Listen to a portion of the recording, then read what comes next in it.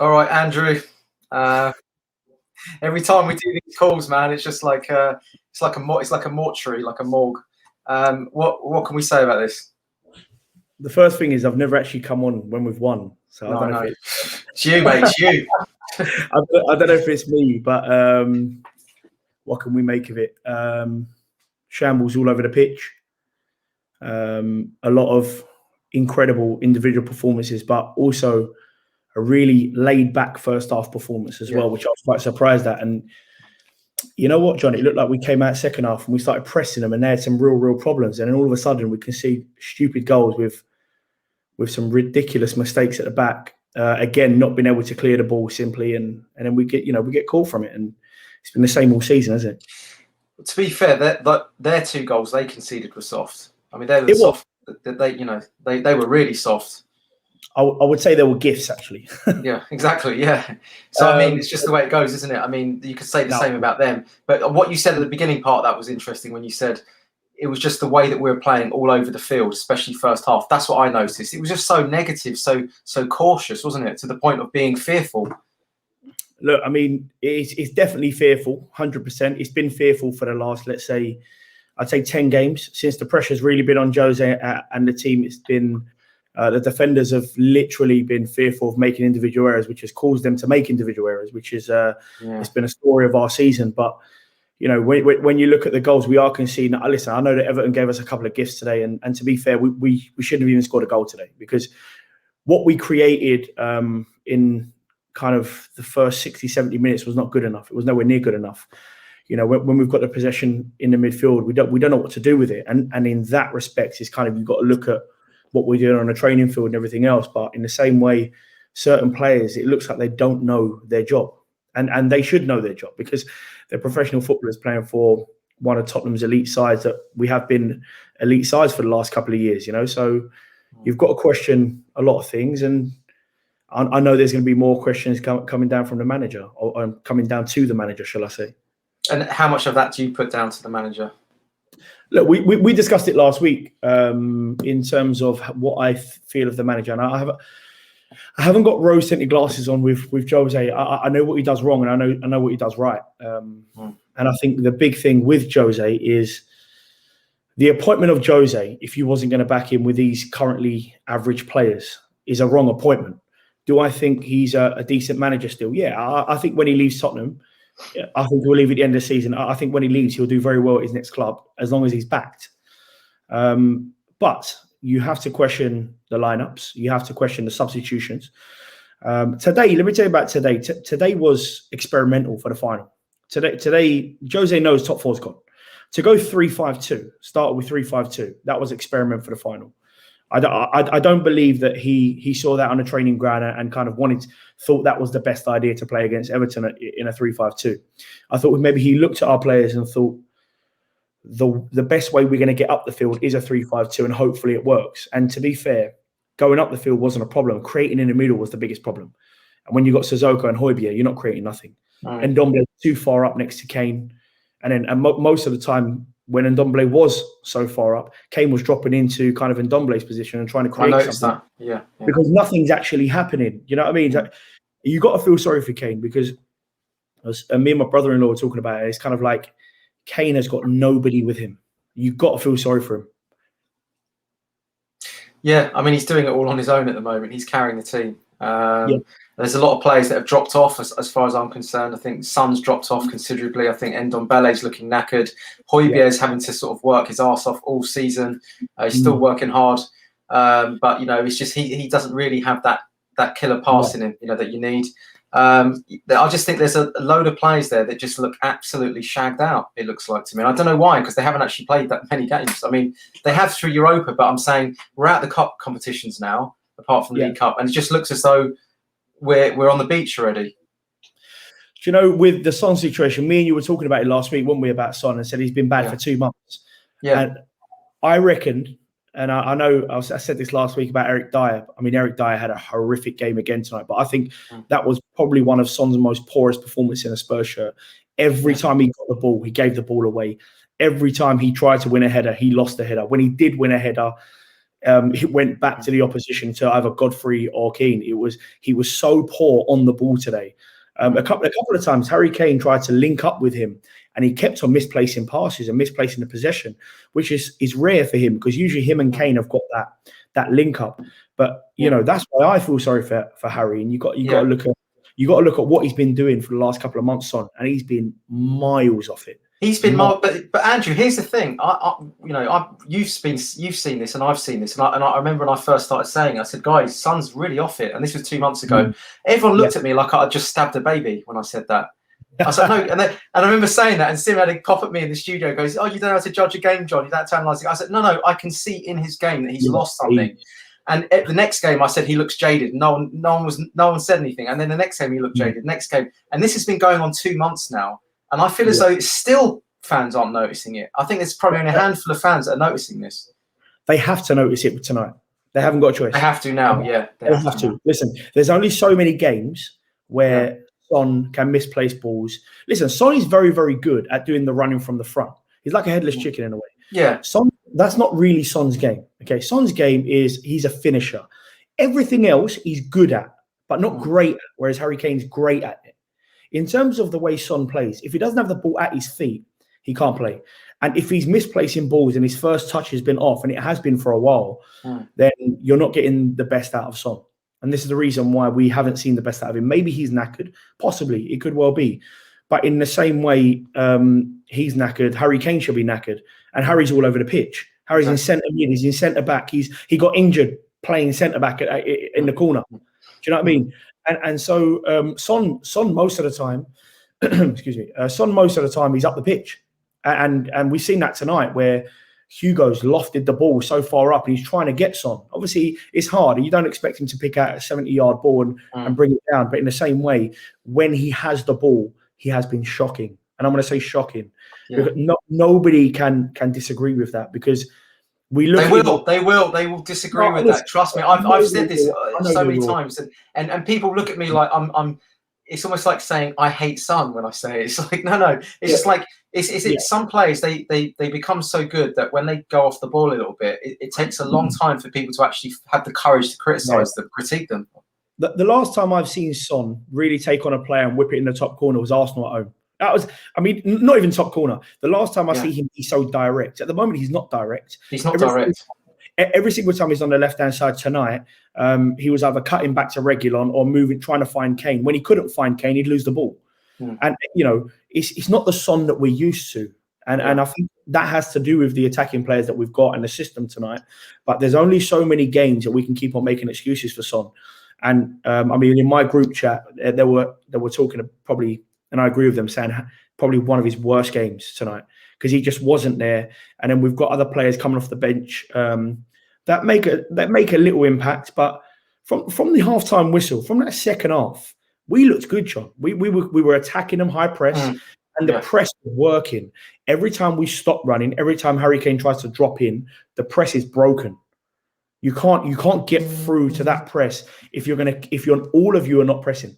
You can't have one. Everyone has to press together. Yeah, you have to press as one unit. You can't just have a few people doing it and then a few people dropping off. You have to as one. Yeah. And also, my biggest thing tonight as well was the space in between Højbjerg and Sissoko. There's miles in between them. You can't defend and sit in front of the back three or back four when you're 30 yards apart. You can't.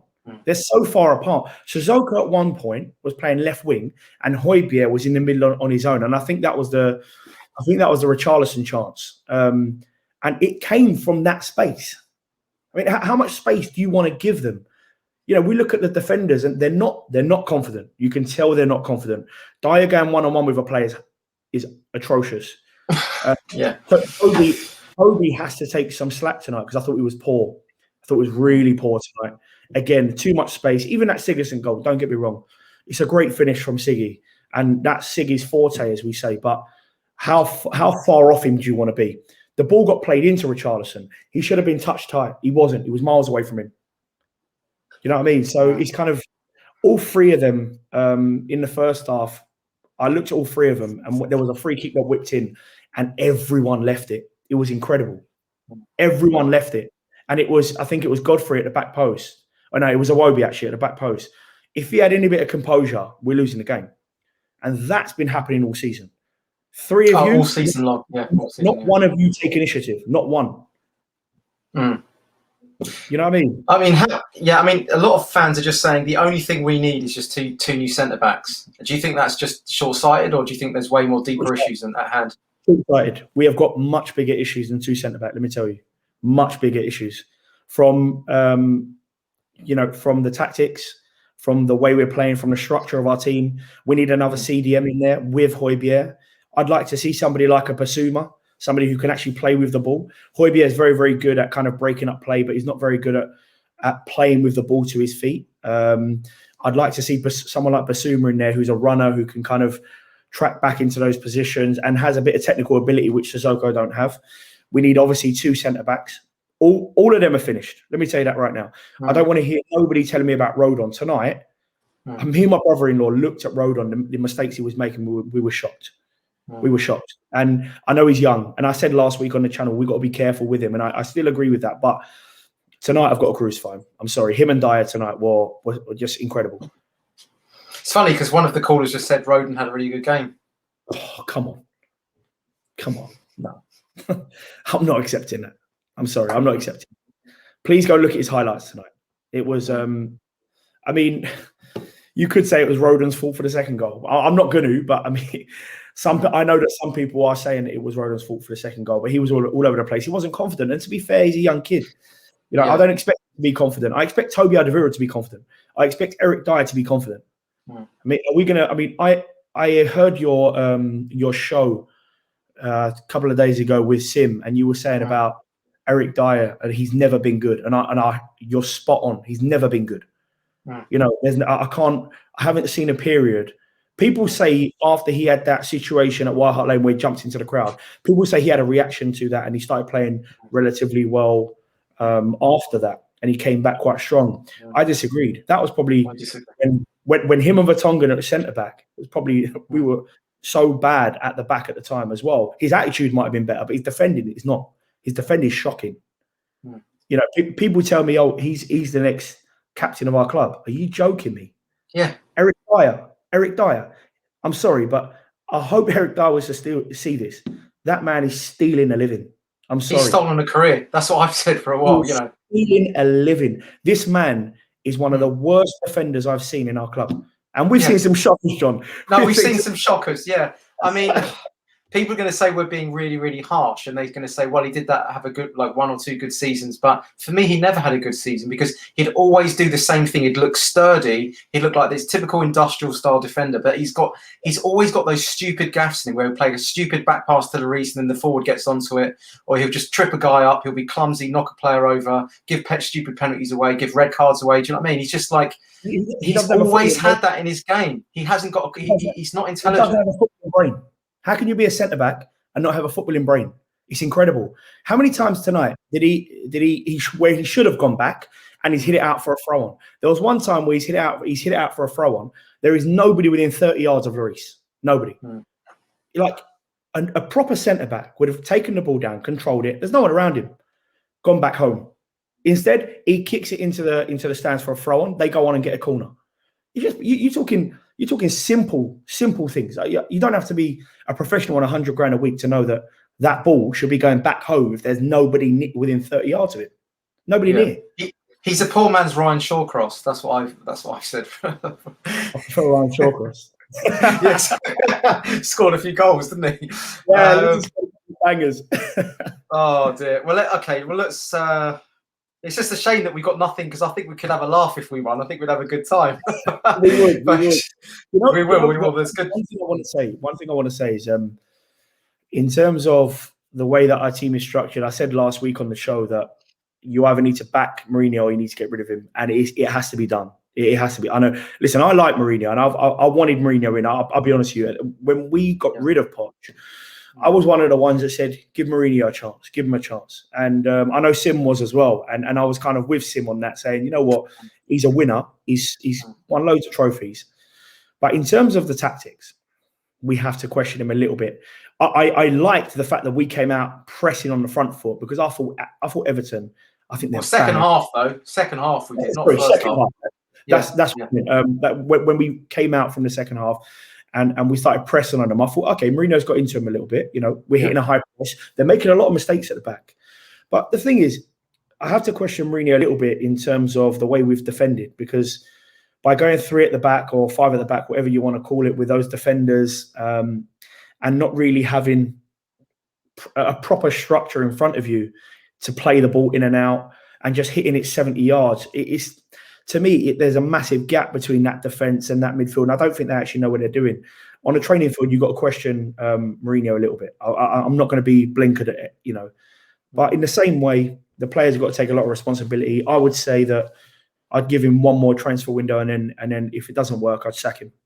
That's exactly what I think. As much as I've criticised him and just didn't think it would work, I still think I want to be balanced about this, and I want to try and see it the right way. And I think you do have to give him one more transfer window, and then judge it in like October, November time.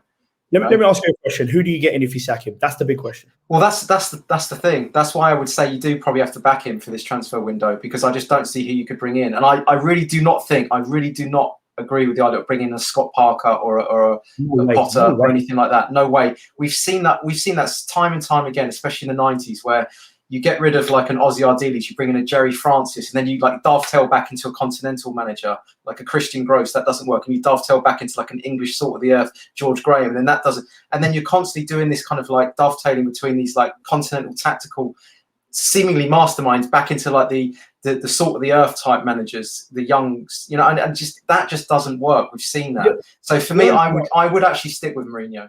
Yeah.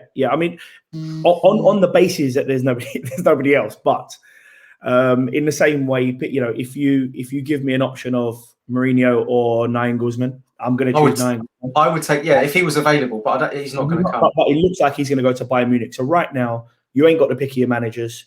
You're going to have to invest in the team. I know there's rumours today about ENIC willing to sell up, which is amazing news, really, if that is the truth, if that is the rumours are true. But either way, whether you sack him or you have to back the next manager. It's as simple as that. I would keep him one more transfer window. Yeah. I'd see what he can do when he brings his defence in. I'd give him complete ownership of the transfers in terms of the defence and the midfield, and just see what he can do. Listen, if it doesn't work after that, you can then full face blame Mourinho. But I said when we appointed Jose, give him 4 transfer windows. He's had 2. I'd give him one more. I wouldn't give him 4. Give him one more. I think one more's enough, because I think he's actually, by that point, he's had enough time for everyone to say this team is built in your image. There's nowhere to run now. I think with only 2 transfer windows, one proper summer window, one January transfer window, I think you can say, maybe he hasn't finished the job off here. But I think the third one, I think that is it. There's nowhere to run now. Yeah, there's nowhere to run after that. And you've got to and I think Mourinho would agree with that. But there was a comment that he made after the Man United game, and he said, "I can't speak about the reason why we're so bad at the back." Okay, so he don't trust any of them, John. He does not trust not one of those, including Reguilon, by the way, because Reguilon was shocking tonight. Again, he's been poor for a while as well. There's another one. He's been poor. Give him a transfer window. Give him the money. If you're not going to give him the money, if you're not going to give him the money, sack him. Because the simple thing is, he cannot do anything with average players. And I've said this. You give him a proper team, he'll win you trophies. Simple as that. Yeah. His record shows that. You don't give him the money and you give him these average players, we're seeing what he can do, which is nothing. So if you're not going to back him, you get rid of him and you get in a manager who's a young manager.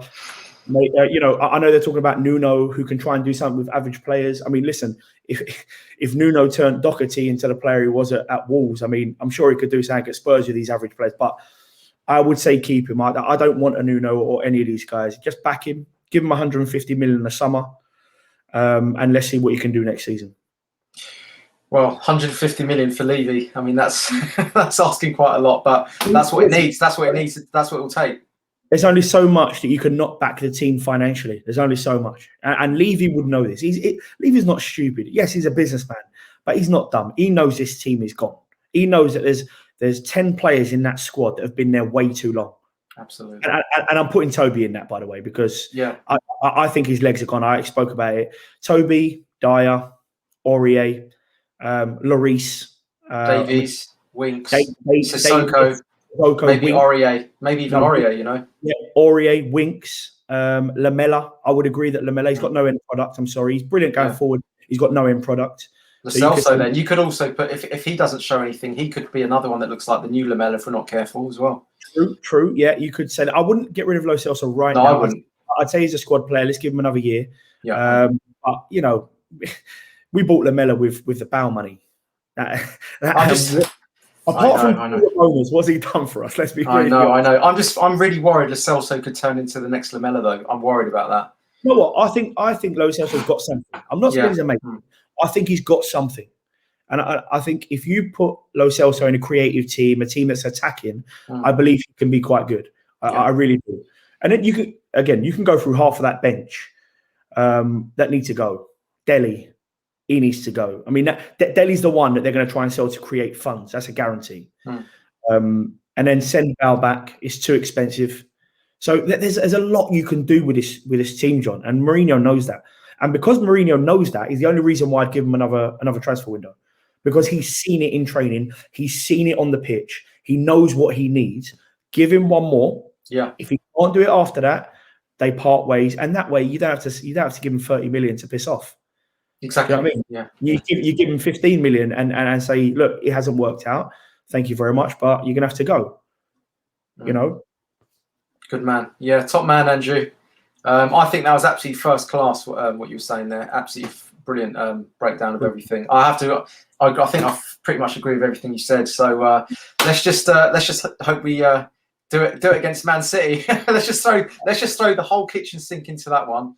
Listen, if we win against Man City, I'll do a forfeit live on your show. It ain't happening. Oh yes, it's not happening.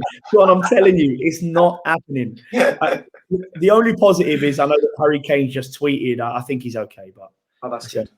All right, good. All right, well let's look forward to that one. Andrew, I really enjoyed that, mate. Absolute pleasure, and have you on again soon. Cheers, mate.